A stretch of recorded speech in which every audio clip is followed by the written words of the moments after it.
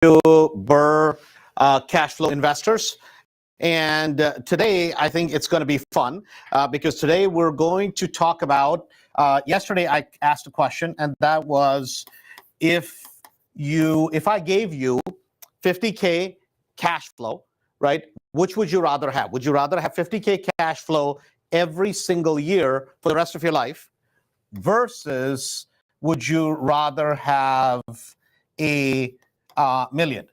In terms of if I gave you $1 million and you won the lottery, somebody said you could have $1 million today, tax-free, right? Or you could collect 50K for the rest of your life. So why am I talking about this? Because this was yesterday we had an office party and we were all out, I think, mini golf and dinner and that kind of stuff for the holidays. And this was an interesting discussion that we were having. So I posted it on Facebook and a couple other places, and everybody had an interesting take on it. And I want to kind of go through it. And I think as we go through it, we'll hit a lot of points that we all need to think about. And especially you need to think about it from perspective of what do you do, right? Whenever somebody says, because is whether 50K good or $1 million good. And this is going to depend. So if you think about it, a lot of people who invest in rental properties, who own a lot of properties from Mastery, right away sometimes they'll say, oh my God, 50K is good, right? I'll take 50K. Other people that are from Mastery will say, no, there's no way. I'm going to take $1 million, right? But then let's kind of think through it and let's look at what are the different options that you can have. So I want to kind of take you back. I started investing back in 2008. And when I started investing at that time, I was actually flipping properties. 2008, 9, 10, I did over a 3-year period, 10 flips 1 year, 30 flips 1 year, and then 60 flips in 2010. And at that time, why did I come to real estate investing? Why did I want to be an investor? I didn't know that at the time that I was flipping properties. I wasn't investing. What I was doing was I was trading, meaning I was buying a property that was messed up, I was fixing it up, and I was reselling it for a profit. Now, instead of doing that, it would have been much simpler if at that time I had known how to do wholesales or if I could identify people that would buy those properties. Now, at the time, obviously, I did not know that. All I knew was retail sales because I was a real estate agent. Since the age of 19 till the age of 32, I was doing retail sales. So that's what I knew. Now, I thought at the time I would get in real estate. I was going to invest and I was using the wrong word. I was not investing. I was just basically doing fix and flips, which is a trade. I was just basically making it nice and reselling it for hopefully some profit. And my idea at that time was that I'm going to do that so successfully that I'm going to save money aside every single year, more so than what I make as a real estate agent. And then I'm going to be able to be Mr. Successful. And then 4 or 5 years, 6 years down the road, I'd have 2-3 million saved up. And I would invest that money, of course, in real estate. And then I would be wealthy, meaning I would, if my expenses every single month at that time were, say, $6,000-7,000 a month, then I would make, $10,000 a month, $15,000 a month, and I'd be set, right? This is what every person who starts out doing wholesale, starts out doing flipping, that's what they think. The challenge is if they don't get to the side of it where they start building wealth with rental properties or with truly owning good quality Airbnbs in strategic areas, right? They're never going to build wealth. They may be good flippers, they may be good wholesalers, but they're generally never going to build wealth. I have never met one flipper or one wholesaler that has built wealth because they did flips or because they did wholesales. Now, a lot of times what happens is they'll transition out of that and then go towards owning properties. If you look at the wealthiest people in this world, the wealthiest people in this world that have anything to do with real estate or any type of investing, they're going to have a major part of their portfolio in stable things, right? Stocks for some people, for real estate for some people. Today, some people will say cryptocurrency. Cryptocurrency is not investing to me. It's pure gambling. You like to gamble, go right ahead. I'm not saying anything about it, but it's pure gambling. It has nothing to do with investing, right? So investing is only when you can analyze the underlying business and then take a risk that is basically a conservative risk. To me, that is investing. Otherwise, it's just gambling, and there's nothing wrong with gambling, right? We have legal casinos where you can go and gamble all day long, and hopefully you build a bloody fortune. I don't think so, but that's just what it is. So let's come back to this. So if at that time in 2008 you had come to me and you had said, Andrew, would you take 50,000 for the rest of your life? Every single year, I'm going to give you $50,000 because you win a lottery, or in terms of cash flow. So I'm not doing anything. I can keep selling real estate. On the side, I would have an extra 50,000 coming in for the rest of my life. Or I give you $1 million today to invest, right? And this is back, I'm taking you back 2008. At that time, if I was smart, right? If I was smart, I should have picked this 50,000 for the rest of my life, right? Now, why? And let me explain that. Today, my answer is going to be different. At that time, this would have been the right answer.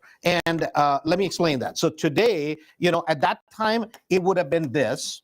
Today, it's going to be this, right? So, and that's what I want to talk about, why, right? So at this point in 2008, when I started January 14th, I'll never forget it. I took a loan, which was a home equity loan. At the time, it was a home equity line of credit from Chase Bank. And that $20,000 is what I invested in the first flip. I had a friend of mine who I asked, hey man, would you put in 20,000 also? I'll split the profits with you. You have to do nothing, right? And then I went and got a hard money loan. That's how I started, right? From there to today, 40 plus million, 50 plus million dollars worth of real estate that has been built based on that, right? That humble start of $20,000 in a home equity loan. So the reason I'm bringing this up is at that time, think about this. Me doing flips was a pipe dream because I hadn't done anything. I had the intention to, but I hadn't done anything. So a safer bet at that time for me would have been was that 50,000 in cash flow income for the rest of my life. So why do I say that this versus this? See, today, if I have an extra million, what am I going to do, right? I'm not going to go spend it. I'm going to go buy more real estate with it, right? And today, hands down, I can get a much, much, much greater return than this number. So let's look at this in terms of numbers. So hopefully this makes sense. Now, in 2008, what was happening was this. At that time, I was desperate to get out of real estate sales because the way I got clients in real estate sales was every single day, 4 or 5 hours, I would have 2 headsets on and I would do sequential dialing, which is on both the phones. At the time, I didn't have any automated system or a computer that would do the dialing for me. I had to do basically dial. So I was calling expired listings. I was calling canceled listings. I was calling for sale by owners at that time every day. And people used to think I was nuts in my office, right? And I wasn't nuts. It's called desperation, right? I was that desperate because it's not like I had a lot of extra money to be able to spend on marketing. And I didn't want to spend any money. So whatever money I made, I wanted to keep it, right? And I had gotten from like literally zero to a point where every year I'd make about $354,000, and I could keep about $300,000 of it because I wasn't spending a lot of money, but it was grueling work. When I tell you it was grueling work, every day, day in, day out, making that many calls and all the time being scared, how am I going to produce this result the next year? How am I going to produce this result next year? And at that time, if you remember, the do not call law came into effect. All these different things were happening in the industry, which is called change. And change, it was very scary. So my reason was I was desperate that I hated being a real estate agent. Even though I was good at it, right? At 32, I was depressed because every year I would feel, oh my God, I got to do this another year, another year, another year. And then I would look at people who were 55, 60 in my office that I respected. Tremendous people, worked hard all their life, did right by their clients, but they didn't have the results that I wanted. Even at 60 years old, they're bitching and moaning, coming into the office about how it sucks and now the market is good, now the market is bad. Either way, it didn't matter. They were always bitching and moaning. And I just didn't want to be that situation. I wanted to have net worth, right? I didn't just want to have income. So at that time, if somebody had given me that option of 50 or a million, I would have taken the 50 because I was like, oh my God, this gives me a safety net. And what I didn't have at the time was I didn't have any sort of a safety net. So if I was sick 2 weeks, guess what? I did zero sales and I was scared because I didn't have a lot of savings. So that was my reason. And at the time, it would have been a wise thing for me to take the 50,000. So let's just think about it this way. If you have $1 million, right, and you invest it wisely at a 4% return, what does that mean? That means you would have a $40,000 for the year, right? At 5%, you're going to have 50,000. At 6%, you're going to have 60,000. And I know everybody watching here is a superhuman investor, but I just will have some news for you. And that is that for most people that are honest in terms of how they actually invest and what their returns are, if you're investing in the stock market, if consistently you're doing any more than 5 or 6%, you're a bloody genius, right? I mean, now I know there are years where you'll make humongous returns. And then there are years where you're going to give back what you made to the market. But in general, 6% return, 7% return in the stock market in general, I'm talking about average, well, if you're honest, right, is considered really, really good. So when a financial planner gives you this number, what they say is this, that if you have $1 million saved up in your retirement and you take out 4%, a distribution of 4% from it, you will never touch your principal and you will be able to live your life at that level. So if you need $80,000 a year, then you're going to need $2 million. Right? That's the general accepted principle. Now, some people may do a little bit better, but you're not going to do much more than 5% averaged out over time. Or you're going to have to start basically dwindling down your principal. So why I say that in 2008, I would have happily, and I should have taken the 50,000 cash flow somebody offered me. Why? Because at that time, I did not, number one, know how to invest because I had never done it. I had ideas. Just because I have ideas doesn't mean that there's proof of concept, right? Other people that were around clearly in 2008, they were going belly up, right? And at the time, I didn't know how to invest necessarily. That is something, as I have done it, I have learned the process, right? Yet today, what are the options, right? Today, basically, so if I give you $50,000 every single year, and to get to that million number, to get to that net number, 50K, to get to the net number, what is it going to be? In 10 years, you're going to be at $500,000.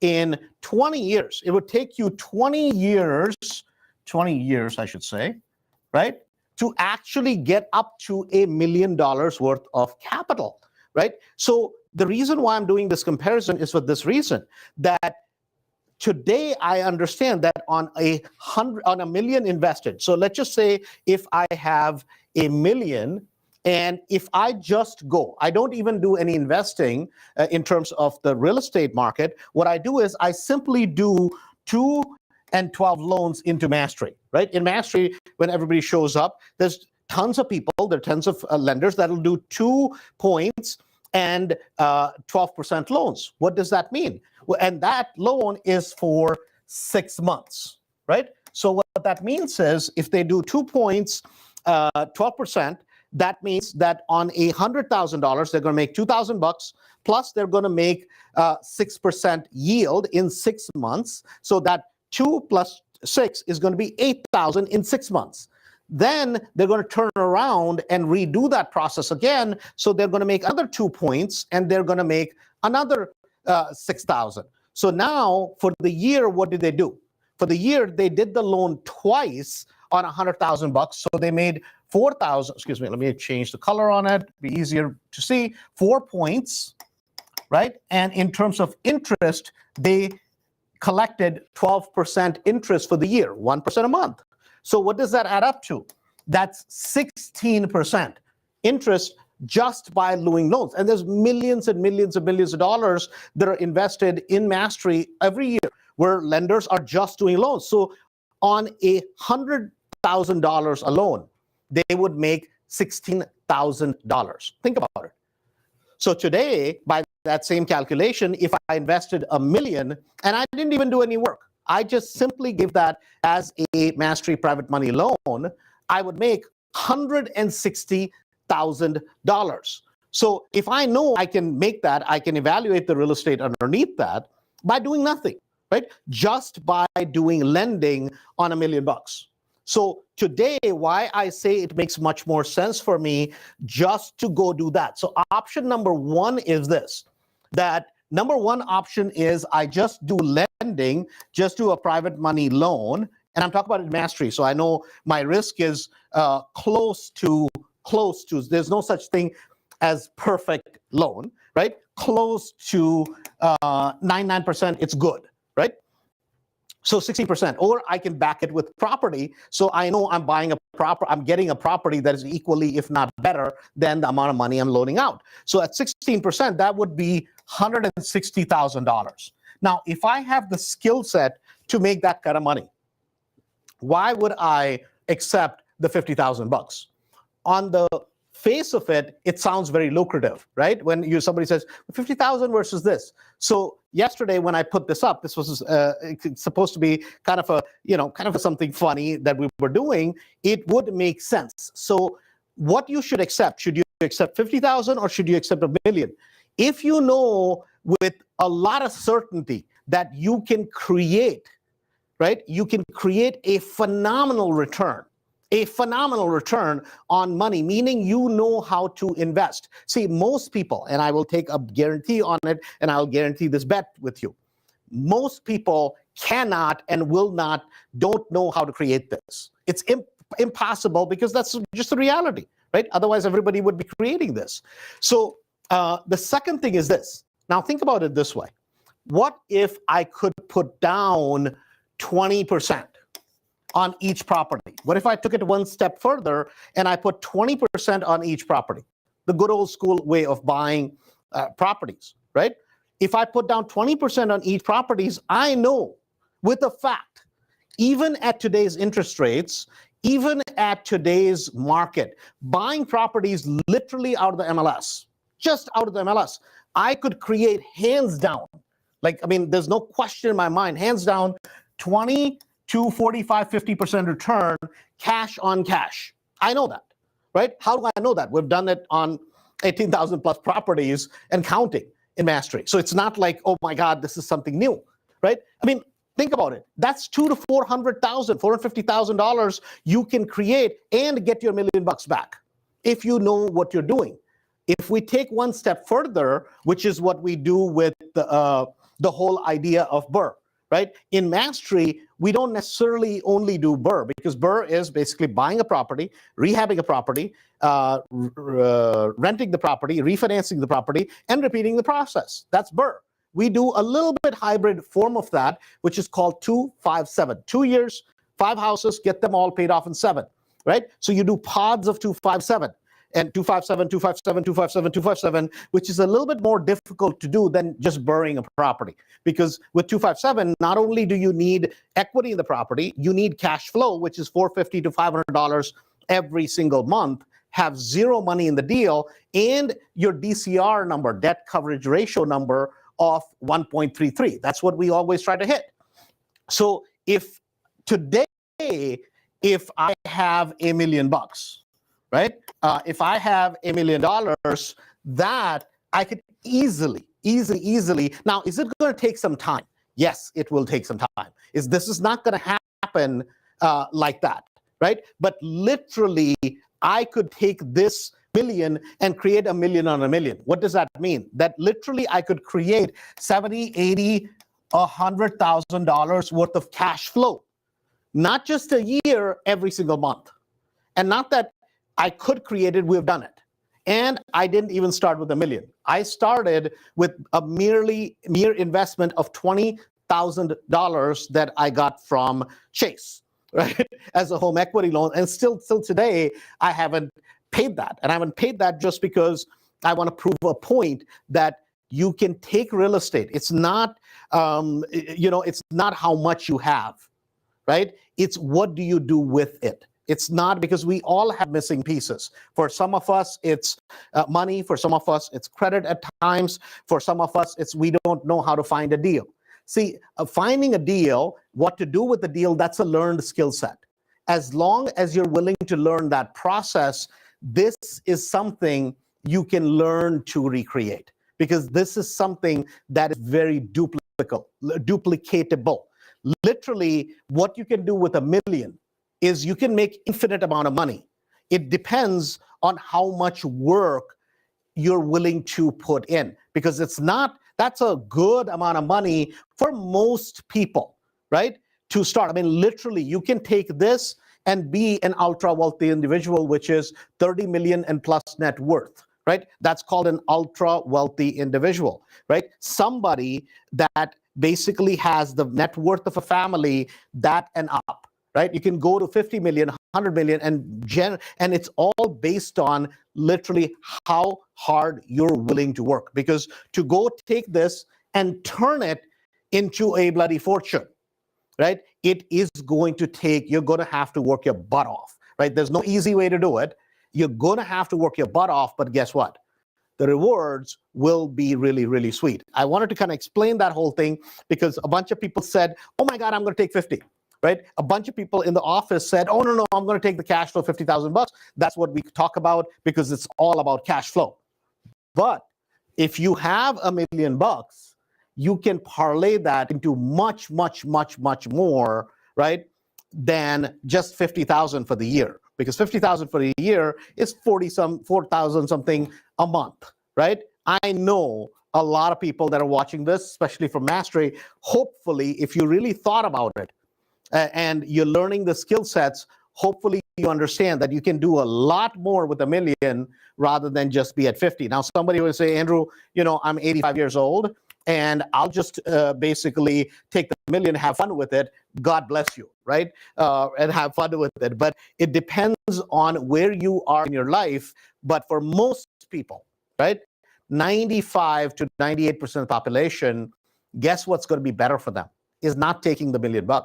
It's going to be better for them if they're in the right age group. Statistically, it's going to be better for them to take the 50,000 bucks, because most people will take the $1 million and blow it because they don't have the discipline and they don't know what they're doing with the money. The easiest way to lose money is suddenly inherit money or suddenly get money on a lotto ticket and you've never had it. And that's the quickest way to lose money, because guess what? Money is made with your mind, right? And when you suddenly get something, easy come and easy go. Hopefully, I got to the point of why that question had been asked, and hopefully today's session made some sense for every one of you guys that is on and you're a part of it. Remember, we have the Win a Cruise contest. So I think we have a graphic for that. Let me show you guys where the graphic is. Where did it go? I know Jennifer put it. Oh, here we go. So Win a Cruise for two. For two of you, you and your spouse, will send you on a cruise. Invite a bunch of people. If you're not a part of the Burr Investors Group, you get a chance to become a winner just by joining. If you invite a bunch of friends, your odds go up by that much more. I know a couple people, Andy and a couple other people, invited a bunch of people. So each person that you invite to the group, we give you an extra chance. So your statistical odds of winning go up. Last winner won a full set of appliances. This time it's going to be a cruise. And guess what? We're working up to, right? We're working up to 3 times a year. This is my goal, that we want to give a Mercedes away. This is going to be something fun that we're working up to. Joe's going like, man, what are you thinking? I'm like, no, I have thought this through. So that's the goal. So and that's going to come. So the people more people and each time what we're going to do is we're going to count the first people that invited a bunch of people. Your statistical odds are very high. Then the second set of people that invite a bunch of people will give you that many more odds of winning. So, and it's 100% free to join. If you don't know, so I want to remind you that the next 3-day event is coming up, and it's coming up fast. That happens to be in, where is that? Oh, I'm going to put that thing over there, right? So you go to andrewholmesevents.com is how you join, and you attend. That's going to be February 24th, 25th, 26th, if I'm not incorrect. Anyways, so the question is, what about you? 50,000 cash flow for the rest of your life? Or do you fit in the million category where you can take that million and parlay it into a lot more than just 50,000 cash flow? This is Andrew. Talk to you guys soon.